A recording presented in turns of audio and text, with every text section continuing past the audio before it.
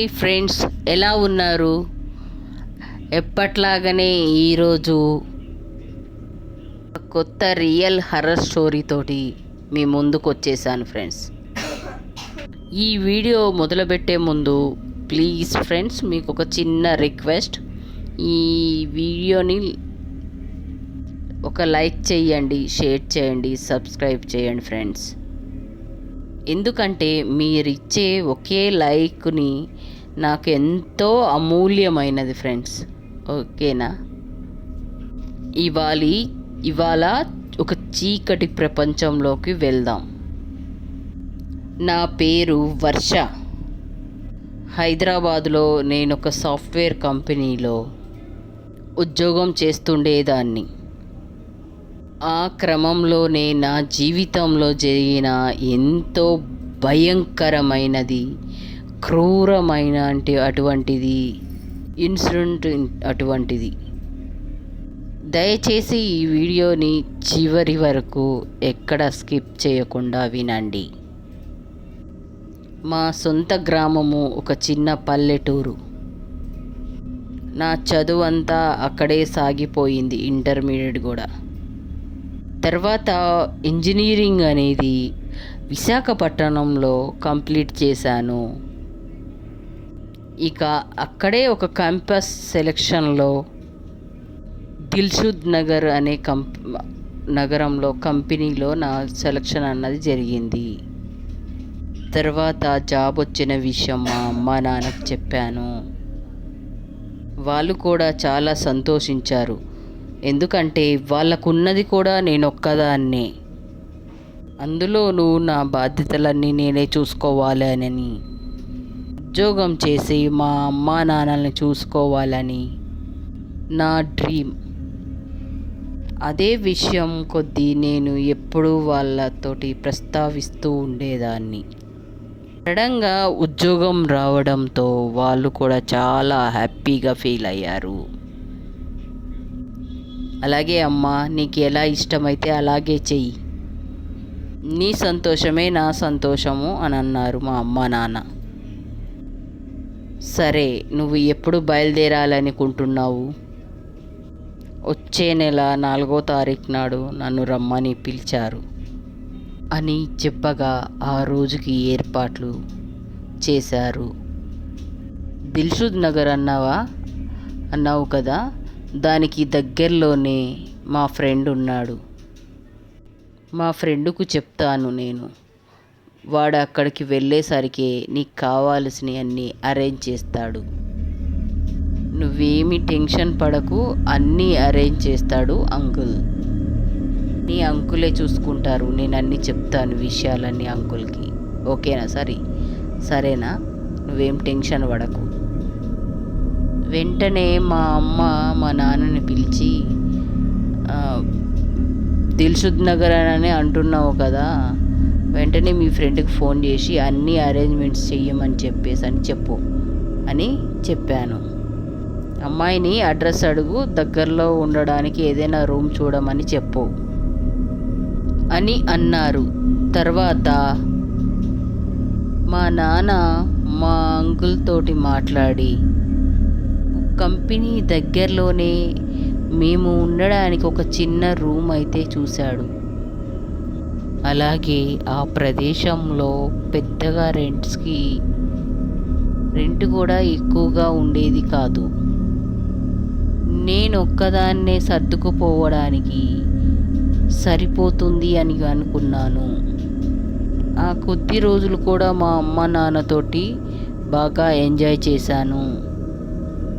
ఉన్నన్ని రోజులు చాలా సంతోషంగా గడిపేసి వాళ్ళతోటి ఆ తేదీ వచ్చాక నేనైతే హైదరాబాదు వెళ్ళాను. ఆ తర్వాత కంపెనీకి వెళ్ళి జాయిన్ అవ్వడం అన్నీ కూడా జరిగిపోయాయి. 4-5 రోజుల పాటు అంతా కన్ఫ్యూజ్గా ఉంది. ఎందుకంటే సిటీకి నేను కొత్త మనుషులు, కొత్త అలవాట్లు, ఇలా అన్నీ మార్చుకోవాల్సి వచ్చేది. కొద్ది రోజుల తర్వాత నాకు కూడా అక్కడ ఉండడం అలవాటైపోయింది. అయితే రూమ్లో ఒంటరిగా ఉండడానికి కాస్త ఇబ్బందిగా అనిపించేది. ఎందుకంటే అంతకు ముందు వరకు నేను అమ్మా నాన్నతో కలిసి ఉండడం, ఫ్రెండ్స్ ఎక్కువ ఉండడం, కానీ ఉన్న బలంగా ఒక్కదాన్నే అవడంతో ఒంటరిగా ఫీలింగ్ కలిగింది. అదే విషయం గురించి ఆఫీస్లో ఉన్న కొలీగ్ తోటి, నా ఫ్రెండ్ తోటి చెప్పాను. ఒసే, నాకు రూమ్లో ఒంటరిగా ఉండడం ఏం నచ్చడం లేదు, చాలా బోర్గా అనిపిస్తుంది. ఇంకెవరైనా తోడుగా ఉంటే బాగుంటుందేమో అని అనగా నా ఫ్రెండ్ నాతోటి ఇలా అంది. నువ్వేమీ అనుకోనంటే వర్ష, నేను ఒక మాట చెప్పనా నీకు అని అడగ్గా, ఏంటే అది? ఏమీ లేదు, కంపెనీకి నాకు చాలా దూరం, వెళ్ళొచ్చేసరికి చాలా లేట్ అయిపోతుంది. అలాగే ఇంత దూరం ట్రావెల్ చేయాలన్నా సరే సిటీ బస్లో చాలా ఇబ్బందిగా ఉంది. నువ్వేమి అనుకోను అంటే నీ రూమ్లోకి వచ్చి నేను ఉండనా? తన మాట అనేసరికి అప్పటికే నా కళ్ళు వెలిగిపోతున్నాయి. మనసంతా ఆనందంతో నిండిపోయింది. ఎందుకంటే తనొచ్చేస్తే చాలా బాగుంటుంది, నాకు కూడా ఒక తోడు ఉన్నట్టు ఉంటుంది. ఒకే ఆఫీస్ కాబట్టి పెద్ద ఇబ్బంది కూడా ఉండదు అని మనసులో ఏదేదో ఆలోచన కలిగింది నాకు. వర్ష, అలాగని నేనేం ఫ్రీగా ఉండను. రెంట్ కడుతున్నావు కదా నువ్వు, నేను కూడా అందులో సగం కడతాను. అలాగే కర్రీస్ అని కూడా కలిసి వండుకుందాము.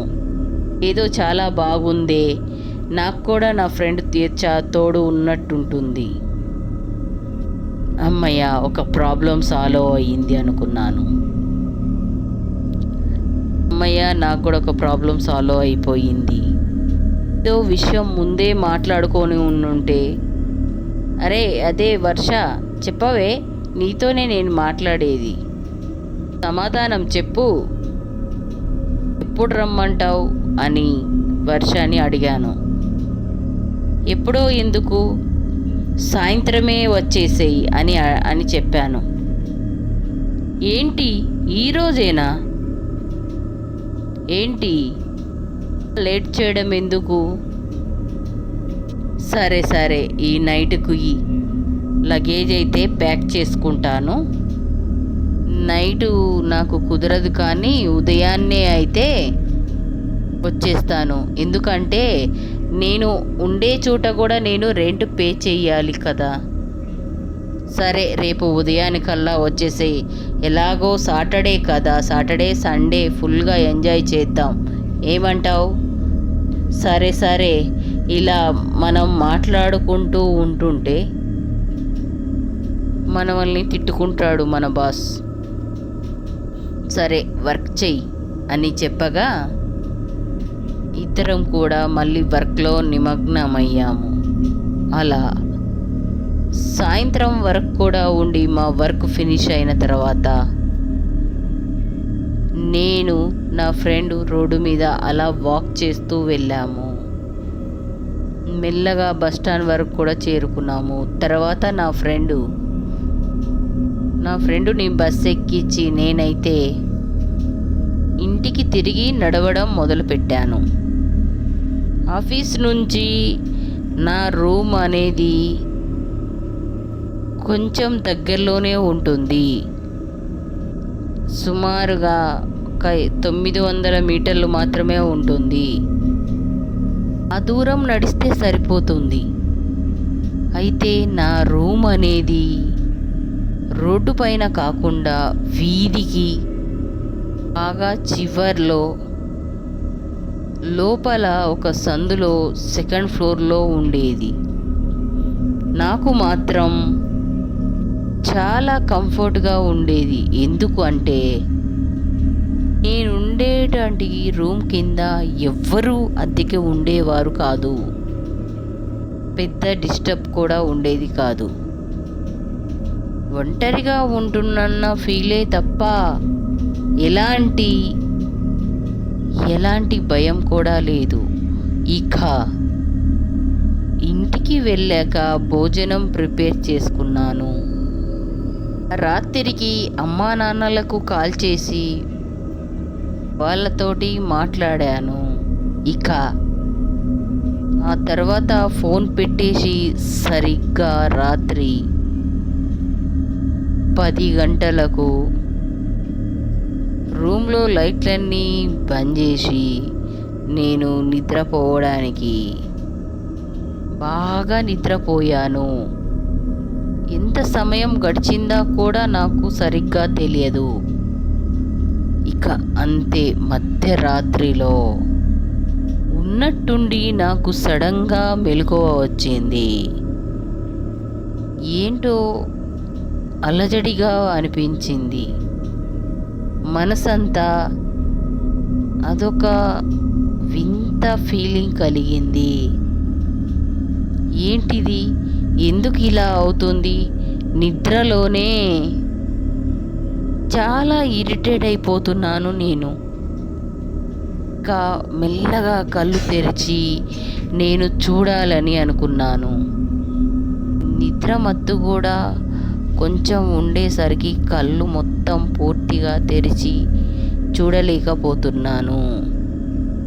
తెరుపో మరుపో నిద్రలోనే ఉన్నాను. అప్పుడే కళ్ళు మెల్లగా తెరుస్తున్న ఆ గ్యాప్లోనే నా రూమ్లో నా ఫ్యాన్ దగ్గర ఏదో కాస్త కదులుతున్నట్టుగా, అంటే ఏదో వేలాడుతున్నట్టు కనిపించింది. ఒక్కసారిగా నేను లేచి మంచం మీద కూర్చున్నా.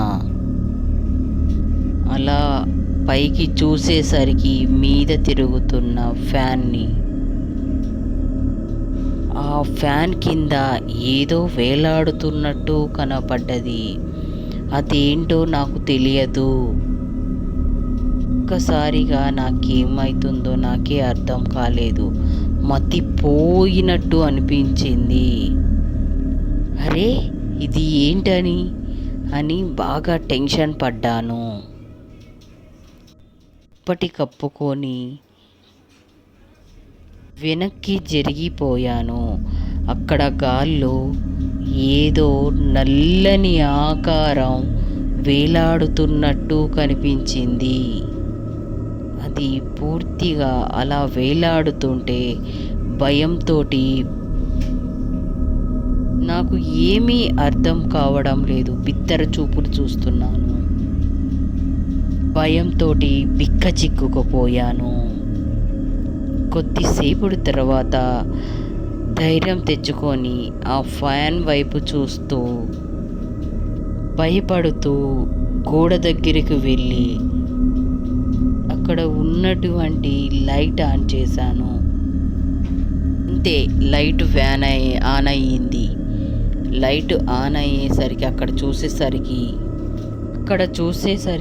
అక్కడ ఆశ్చర్యంగా ఏమీ కనపడలేదు. ఒక్కసారిగా నాకు ఫ్యూజులు ఎగిరిపోయినట్టు అయ్యింది. ఏంటిది, ఎందుకు ఇలా అనిపించింది? వెంటనే స్విచ్ ఆఫ్ చేశాను. ఈసారి లైట్ ఆఫ్ చేసేసరికి అక్కడ ఏం అనిపించలేదు నాకు. వెంటనే లైట్ ఆన్ చేశాను. ఇప్పుడు కూడా నాకేం కనపడలేదు. ఒకవేళ ఏమైనా భ్రమ అయి ఉంటుందా? అప్పుడప్పుడు ఎక్కువైపోతే ఇలాంటివి ఎక్కువ అనిపిస్తుంది.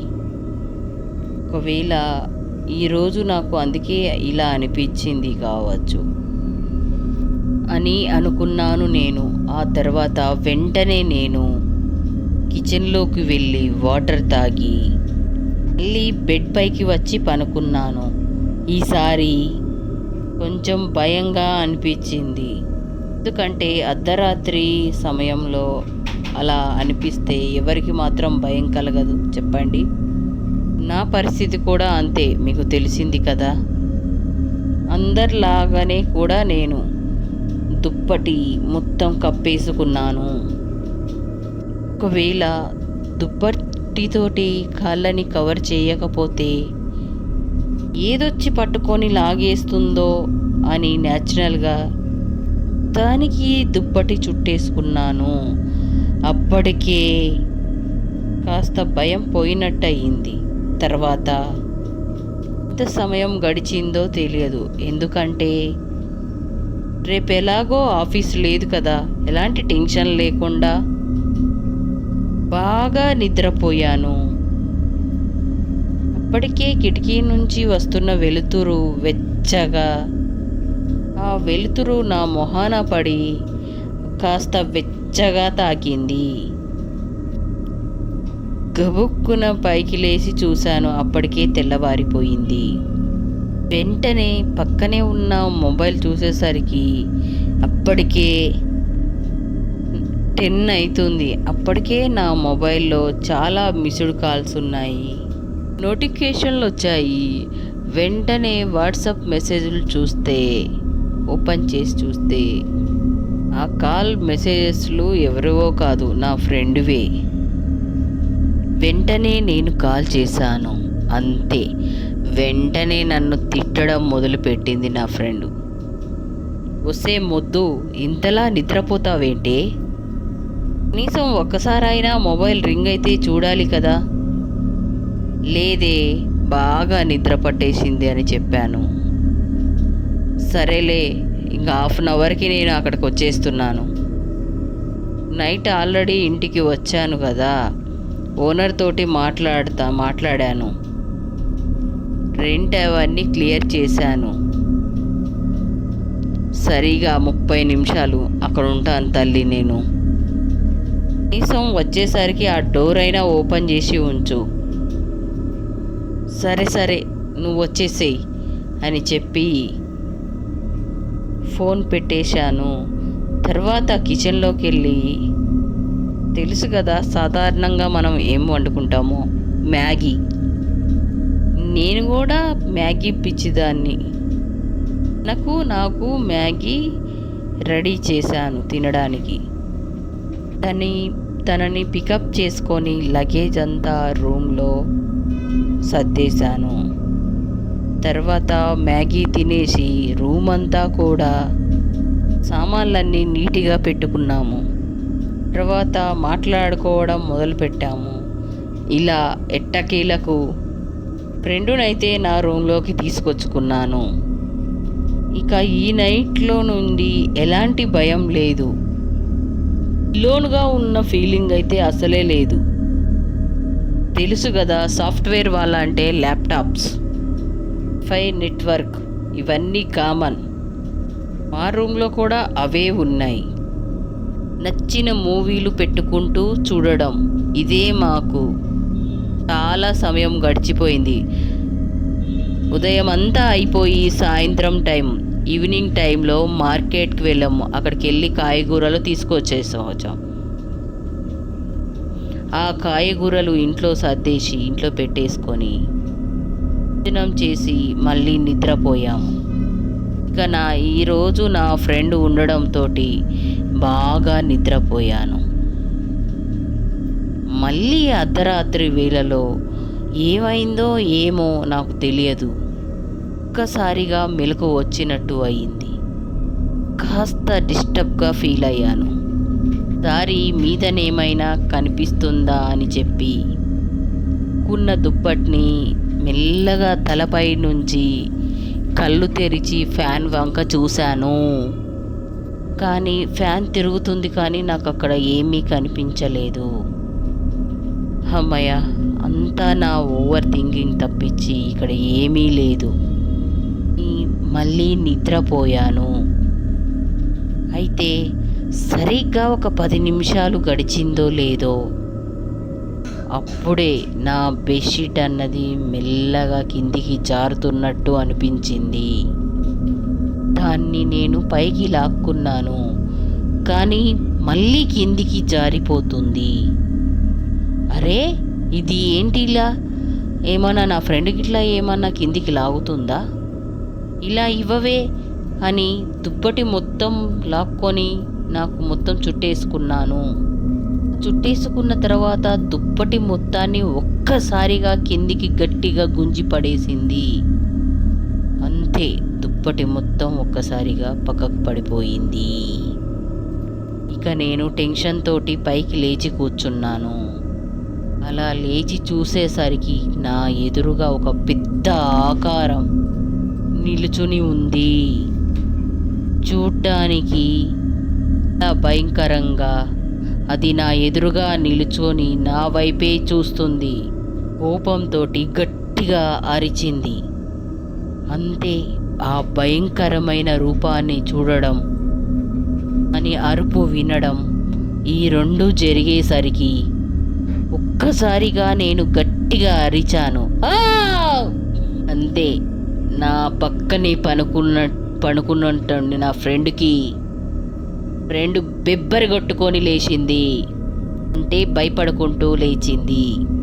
వెంటనే నిద్ర లేచి నన్ను చూసి ఇక దుప్పటి పక్కకి తీసి నా చెంపలను కొడుతూ, ఒసేయ్, ఎందుకే, ఏమైందే నీకు, ఎందుకు అలా అరుస్తున్నావు అని అంటూ ఉంటే నేను మాత్రం ఆ దెయ్యాన్ని చూస్తూ అలా అరుస్తూనే ఉన్నాను.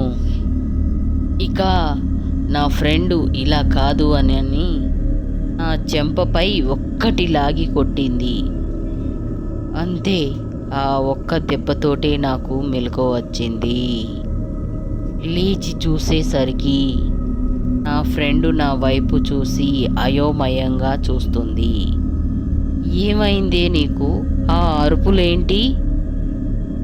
నేనైతే చుట్టూ చూసుకున్నాను, చెక్ చేశాను. అక్కడ ఎవ్వరూ కనిపించలేదు. ఏమీ లేదే, ఏదో కల వచ్చినట్టు అనిపించింది. మెల్లగా చెప్పేసరికి, చంపేశావు గదనే, ఏదో అయిపోయింది అనుకున్నాను నేను. పనుకోవే బాబు, మొదటి రోజే ఇంత టార్చర్ పెడుతున్నావు అని తాను నిద్రపోయింది. ఇక నాకు టెన్షన్గా అనిపించింది. చుట్టూ ఒకసారి చెక్ చేసుకున్నాను. మనకి అలవాటే కదా, మంచం కింద ఏమైనా ఉంది కావచ్చు అని మెల్లగా వంగి మంచం కింద కూడా చెక్ చేశాను. అక్కడ ఏమీ కనిపించలేదు.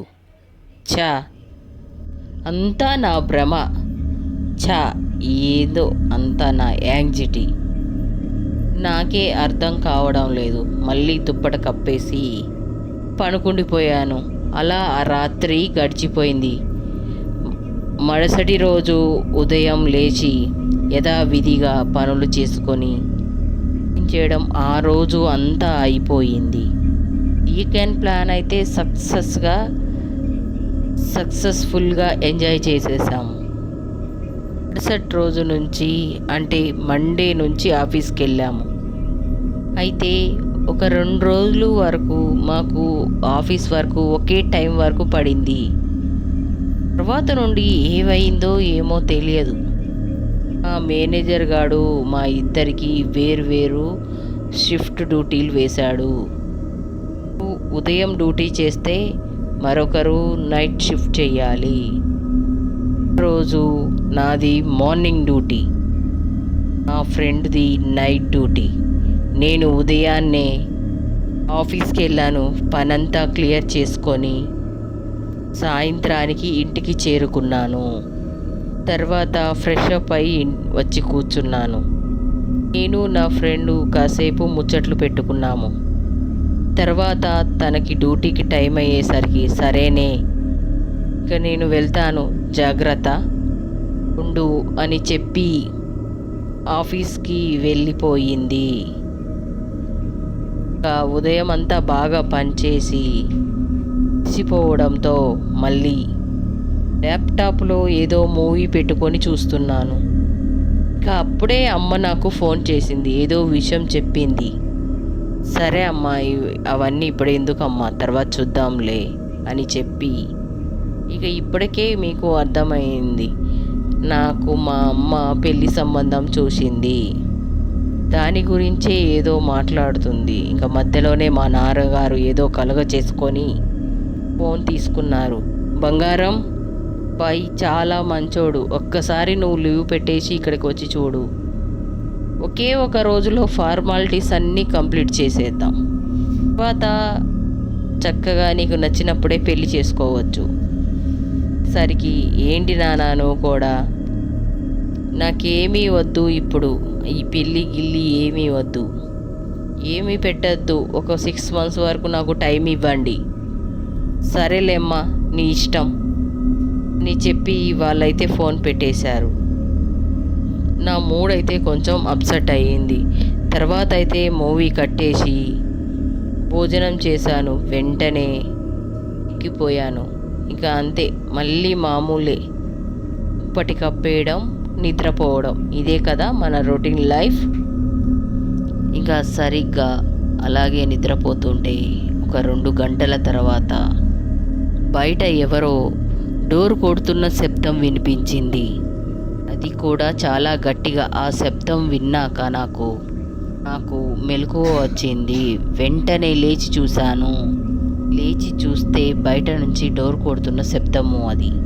అరే, ఈ టైంలో ఎవరు డోర్ కొడుతున్నారు అని రూమ్లో నుంచి హాల్లోకి వచ్చి ఆ మెయిన్ డోర్ దగ్గరికి వెళ్ళేసరికి నా ఫ్రెండ్ డోర్ దగ్గర ఉంది. ఒసేయ్, తలుపు తీయవే అని అంటుంది. ఏంటి అప్పుడే వచ్చేసింది అని వెంటనే డోర్ తీశాను. అది బయట నిల్చొని ఫుల్గా టైర్డ్గా ఉన్నట్టు కనిపించింది. ఏమైందే, ఇలా అయిపోయావు అని అన్నాను నేను. ఏమీ లేదే, సడన్గా చాలా ఫీవర్ వచ్చేసింది ఆఫీస్లో, కళ్ళు తిరిగి కూడా పడిపోయాను. సరే లోపలికి రా అని లోపలికి తీసుకొని వచ్చి కుర్చీలో కూర్చోబెట్టాను. తర్వాత లైట్ ఆన్ చేశాను. డోర్ క్లోజ్ చేసి తనకి వాటర్ ఇచ్చాను. ఇదిగో తీసుకో, ట్యాబ్లెట్ ఏమైనా వేసుకున్నావా? వేసుకున్నానే. సరే పనుకుంటావా? ఇంకా నాకు ఓపిక లేదు, పనుకుంటాను, పద రూమ్కి వెళ్దాం అని అంది. వెంటనే తనని తీసుకొని కరెక్ట్గా పనుకోబెట్టాను. ఇంకా రూమ్లో లైట్లన్నీ ఆఫ్ చేసి నేను కూడా తన పక్కనే నిద్రపోయాను. అప్పటికే సమయం సుమారుగా 11-11:30 అవ్వచ్చు అంతే. అయితే మేము అలా నిద్రపోతుండగా మధ్యరాత్రిలో ఎవరో మూలుగుతున్నట్టుగా ఒక శబ్దం వినిపించింది. అంతకంతకు ఆ మూలుగు అనేది ఎక్కువైతూ ఉంది. నాకు మరింత డిస్టర్బ్గా అనిపించింది. ఆ మూలుగు అంతకంతకు ఎక్కువ అయ్యి ఏడుపుగా మారింది. ఎవరో నా వెనక ఏడుస్తున్నట్టు వినిపించింది. నాకు అర్థమయ్యింది, నా ఫ్రెండ్ అది ఏడుపు అని నాకు అర్థమయ్యింది. ఒంటిపైన చెయ్యి వేసి, వసేయ్ ఏమైందే నీకు, ఎందుకు ఏడుస్తున్నావు? అందుకే నా ఫ్రెండు నా చేతిని గట్టిగా పట్టుకొని ఏడుస్తుంది. ఎందుకు ఏడుస్తున్నావే నువ్వు అని అడిగాను. ఏమీ సమాధానం చెప్పడం లేదు. నా చేతిని అంతకంతగా ఎక్కువగా గట్టిగా పట్టుకుంటుంది, టైట్గా పట్టుకుంది. నాకు బాగా నొప్పి వేయడంతో ఒసేయ్ నా చెయ్యి వదలవే పెడుతుంది. అయితే ఎందుకు ఏడుస్తున్నావు నువ్వు, ఒకసారి చూడు. నా ఫ్రెండ్ ముఖాన్ని పట్టుకొని అటువైపు నుంచి నా వైపుగా తిప్పాను. అంతే, నా వెన్నులో వెనుకు మొదలయ్యింది. భయంతో చాలా గట్టిగా అరిచాను నేను. ఎందుకంటే అక్కడున్నది నా ఫ్రెండ్ కాదు, చాలా భయంకరమైన గోధుమ పిండితో రంకు విరపోసుకొని భయంకరమైన రూపాన్ని ఆమె నా వైపు చూస్తుంటే ఆ చేతిని తన చేత్తో గట్టిగా పట్టుకొని నన్ను మరింత దగ్గరగా లాక్కున్నది. నా వైపు చూసి విపరీతంగా ఏడవడం మొదలుపెట్టింది. ఆమె అలా ఏడుస్తుంటే నా ప్రాణాలు అంతరించిపోయినట్టు అనిపించింది. దాన్ని చూసి గట్టిగా అరిచాను. నేను ఇప్పటికే మీకు కూడా అర్థమై ఉంటుంది. అక్కడ ఉన్నది నా స్నేహితురాలు కాదు, ఒక దెయ్యం అంతే. ఆమె చేతి నుంచి తప్పించుకొని వెంటనే అక్కడి నుంచి పరిగెత్తుకొని హాల్లోకి వచ్చేసాను. అక్కడే లైట్స్ ఆన్ చేయడానికి ట్రై చేశాను. అయితే అక్కడే లైట్ ఆన్ చేయకపోతే నా చేతిని వేరెవరో పట్టుకున్నట్టు అనిపించింది. అటు తిరిగి చూసేసరికి అక్కడ కనిపించిన ఆకారం ఇప్పుడు ఇక్కడ నా చేయి పట్టుకుంది. ఇక నా తోటి గట్టిగా అరవడం మొదలుపెట్టాను. పూర్తిగా అర్థమైపోయింది. అంతే, అది నన్ను ఏమో చేసేస్తుందని నాకు అర్థమయ్యింది. ఆ దెయ్యం ఏడ్చుకుంటూ అడుగులు వేసుకుంటూ నా దగ్గరికి వచ్చేస్తుంది. నేను మాత్రం వద్దు, నా దగ్గరికి రాకు, వద్దు, భయం వేస్తుంది, నా దగ్గరికి రావద్దు అని గట్టిగా అరుస్తున్నాను. ముందే చెప్పాను కదా, నేనున్నే రూమ్ అనేది వీధికి చివర ఉంటుంది. కానీ అందువల్ల ఎంత అరిచినా ఎలాంటి ప్రయోజనం లేదు. ఇల్లంతా తిరిగి పరిగెడుతుంటే అరుస్తుంటే ఆ దెయ్యం నన్ను వెంబడిస్తుంది. అది ఏడ్చుకుంటూ 2 చేతులు చాపి దగ్గరికి రమ్మని పిలుస్తుంది. ఇంకా నా భయానికి అంతే లేకుండా పోయింది. ముచ్చెమటలు పట్టేశాయి నాకు. చాళ్ళు చేతులు గజగజ వణుకుతున్నాయి. మెయిన్ డోరు తీసి బయటికి వెళ్ళడానికి చూశాను. అంతే, ఆ దెయ్యం అమాంతం నా దగ్గరికి చేరుకొని నా చుట్టు పట్టుకొని వెనక్కి గుంజుతుంది. నేను మాత్రం భయంతో అరుస్తున్నాను, ఇక్కడ ఉంటే నేను చస్తాను అని. డోర్ తీసి ఎలాగో బయటికి పరిగెత్తుకుంటూ వచ్చాను. అది ఆ మెట్ల వరకు నన్ను వెంటాడింది. తర్వాత నేను ఇంటిని దాటి రోడ్డు మీదకి వచ్చేసరికి అంతవరకు మెట్ల మీద కనిపించిన భయంకరమైన రూపము ఒక్కసారిగా నీడలాగా మారి చీకట్లో కలిసిపోయింది. ఇక అక్కడ తోటి కీకలు పెడుతూ పరిగెత్తుతూ ఉన్నాను. నేను అరుస్తూ ఉంటే అప్పుడే నా అరుపులు కాస్త దూరంలో ఉన్న వేరే ఒక అంకుల్కి వినిపించాయి. ఆ అంకుల్ ఆ టైంలో ఎవరితోనో ఫోన్ మాట్లాడుతూ ఉన్నాడు. ఇక అదే టైంలో నా అరుపులు ఆ అంకుల్కి వినపడ్డాయి. నుంచి వేగంగా నా దగ్గరికి నడుచుకుంటూ వచ్చాడు. వచ్చి చూసేసరికి నేను భయంతో గజగజ వణికిపోతూ ఆ రోడ్డు మీద కూర్చుండిపోయాను. పూర్తిగా అదొక స్థితిలోకి వెళ్ళిపోయాను. ఇక వెంటనే నా దగ్గరకు వచ్చి నా పరిస్థితిని చూసి ఏమైందమ్మా అని అడుగుతుంటే నేను ఏమీ సమాధానం చెప్పడం లేదు. ఏడుస్తూనే పిచ్చి పట్టిన దానిలాగా ప్రవర్తిస్తున్నాను. ఇంకా ఆ అంకులు ఎంత పిలిచినా రెస్పాండ్ అవ్వకపోవడంతో వెంటనే నన్ను అక్కడ వదిలేసి వాళ్ళ ఇంటికి పరిగెత్తుకుంటూ వెళ్ళి వాళ్ళ వైఫ్ని వాళ్ళ అమ్మాయిని నిద్ర లేపుకొని వచ్చారు. వాళ్ళంతా నా దగ్గరికి వచ్చారు. నేను చాలా భయంకరంగా ప్రవర్తించానంట. రోడ్డు మీద కూర్చొని ఏడుస్తూ ఇంటి వైపు చూస్తూ ఏడుస్తూ చేయి చూపిస్తూ రకరకాలుగా ప్రవర్తించేసరికి వాళ్ళు ఎలాగలాగా మెల్లగా వాళ్ళ ఇంటి వరకు అయితే తీసుకెళ్లారు. తర్వాత నేను 30 నిమిషాల పాటు నేను అలా అరుస్తూనే ఉన్నాను. వాళ్ళు అస్సలు కంట్రోల్ చేయలేకపోయారు. కాసేపటికి స్పృహగా కోల్పోయాను. తర్వాత వాళ్ళ వైఫ్ వాళ్ళ ఇంటికి తీసుకువెళ్ళి ఆ రూమ్లో పనుకోబెట్టారు. అలా ఎంతసేపు పనుకున్నానో కూడా నాకు తెలియదు. ఇంకా అంకులు నా గురించి తెలుసుకోవడం మొదలుపెట్టాడు. మే రూమ్ ఉండేది ఆ రూమ్లోనండి, మొత్తం ఇద్దరం ఉంటామని తెలుసుకున్నారు. తర్వాత ఉదయాన్నే నా ఫ్రెండ్ వచ్చేంత వరకు వెయిట్ చేసి నా ఫ్రెండ్ వచ్చేసరికి నా గురించి అంతా చెప్పి అంకుల్ అయితే నేనున్న రూమ్ వరకు నా ఫ్రెండుని తీసుకొని వచ్చాడు. ఇక అప్పటికే ఆల్మోస్ట్ ఉదయం 8-9 గంటల మధ్యలో ఇక నా ఫ్రెండు చూసి, ఏమైందే నీకు, ఎందుకు ఇలా అయిపోయావు అడిగేసరికి నేను సరిగా తనకి ఏమీ సమాధానం చెప్పలేకపోతాను. నా గొంతు చాలా చిన్నగా అయిపోయింది, చాలా సన్నగా అయిపోయింది. నేను మాట్లాడే మాటలు అవతల వాళ్ళకి ఏమీ అర్థమైతలేదు. ఇక అలాగే కూర్చొని ఏడుస్తుంటే తర్వాత నా ఫ్రెండ్ మొబైల్ అడిగింది, రూమ్లోనే ఉంది అని చెప్పాను. తర్వాత నా ఫ్రెండు నా రూమ్లోకి వెళ్ళి నా మొబైల్ తీసుకొని వచ్చింది. కానీ దాని లాక్ ఓపెన్ చేసి వెంటనే మా అమ్మ నాన్నకి ఫోన్ చేసి మ్యాటర్ అంతా చెప్పింది. ఇక వాళ్ళు కూడా కంగారు పడ్డారు.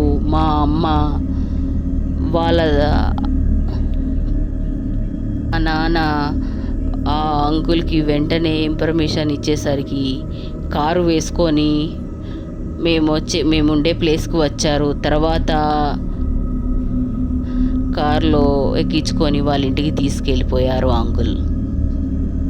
కానీ ఇంట్లో కాసేపు ఉంచి నన్ను కూల్ చేసే ప్రయత్నం చేశారు. అయినా అస్సలు శాంతించలేదు, ఏడుస్తూనే ఉన్నాను. నాన్ స్టాప్గా ఏదో ఒకటి వాగడం, పిచ్చి పట్టిన దానిలాగా ప్రవర్తించడం, ఏమీ తినకపోవడం, తాగకపోవడం, ఇవన్నీ చూసి భయపడి వాళ్ళైతే హాస్పిటల్కి అయితే తీసుకువెళ్ళారు. కానీ అప్పటికే కానీ నా నుండి ఎలాంటి రెస్పాండ్ లేదు. యాజ్ రీజ్ ఎలా ప్రవర్తిస్తానో అదే ప్రవర్తన ఉంది, ఎలాంటి మార్పు లేదు. ఇక అప్పటికే మా అమ్మ నాన్నలు బయలుదేరి హైదరాబాద్కి రావడం జరిగింది. వారు కూడా హాస్పిటల్కి వచ్చి డాక్టర్కి ఏమైందనని అడగగా ప్రాబ్లం ఏంటిది అని తెలియడం లేదండి. అసలు తను ఎందుకు అలా ప్రవర్తిస్తుందో అని మాకు అర్థం అవ్వడం లేదండి. భయపడి ఏదో షాక్లో చూసినట్టు అనిపిస్తుందండి అని చెప్పారు. అప్పటికే నా ఫ్రెండ్ అక్కడ చేరుకోవడంతో